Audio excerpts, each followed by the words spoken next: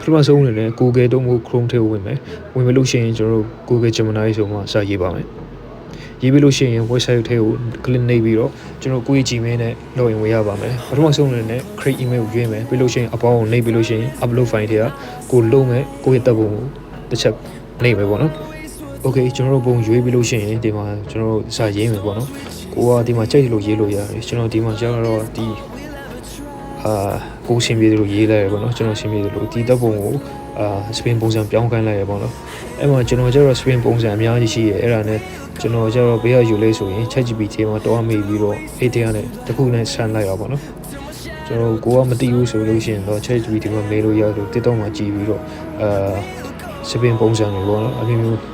နာမည်ပေါ့အတိအနာမည်တီးထားဖို့ရေးကြည့်တာပေါ့နော် Okay ဒါဆိုကျွန်တော်စောက်ကြည့်ရအောင်နော်တိတ်မကြောက်တာအရင်မြန်နေပေါ့နော် Okay ကျွန်တော်တို့ဘုံလို့ရလာပြီ generating image ဖြစ်နေပါပဲ Okay ကျွန်တော်ဘုံလို့ရပြီ Okay နောက်တစ်ခုပြန်ဆိုင်းကြည့်ပေါ့နော် Okay ကျွန်တော်ဒီတစ်ခေါက်မှာကျတော့ဘုံကပထမဆုံးတပုံဒီဘုံပဲကျွန်တော်ချိန်မှာဖြစ်တဲ့အတွက်ကျွန်တော်စာအရှိကြီးမရေးတော့ဘူးပေါ့နော်ဒီတိုင်းနာမည်ပဲဒီတိုင်းပဲကျွန်တော် page ချလိုက်မယ်ပြီးရင်ဟာလေရှင်းလုပ်လိုက်ပါမယ် Okay ကျွန်တော်ဒီမှာဒီတစ်ခေါက်ကျတော့ကျွန်တော် basket ကိုရွေးလိုက်ပါတော့ basket နှိပ်လိုက်ရယ်ကျွန်တော်ဒီမှာ generate image ဖြစ်နေပြီ Okay ရတော့ပြီပေါ့နော်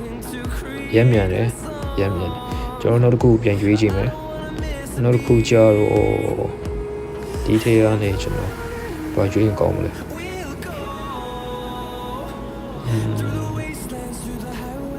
Okay ဟိုရွေးအောင်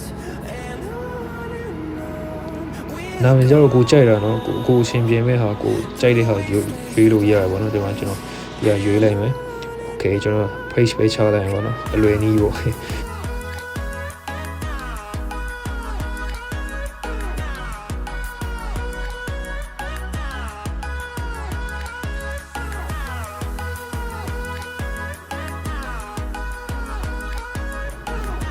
Okay ကျွန်တော်ဘုံလေးအကုန်ရပြီဆိုလို့ရှိရင် save နေပြီးချင်ကြမယ်ထင်တယ်အဲ့တော့ save ဖို့အတွက်ကျတော့ဒီတိုင်းတစ်ချက်နှိပ်ပြန်အဲ့မှာဖိထားပြီးတော့ save image ထဲသွားပြီးတော့ save in photo ဆိုတာနေလို့ရှိရင်တော့ကိုယ့်ရဲ့ gallery ထဲမှာဝင်တော့လိုက်မယ်အဲ့တော့ဒါမှမဟုတ်ခုနဒီအပေါ်ဆုံးကဒီ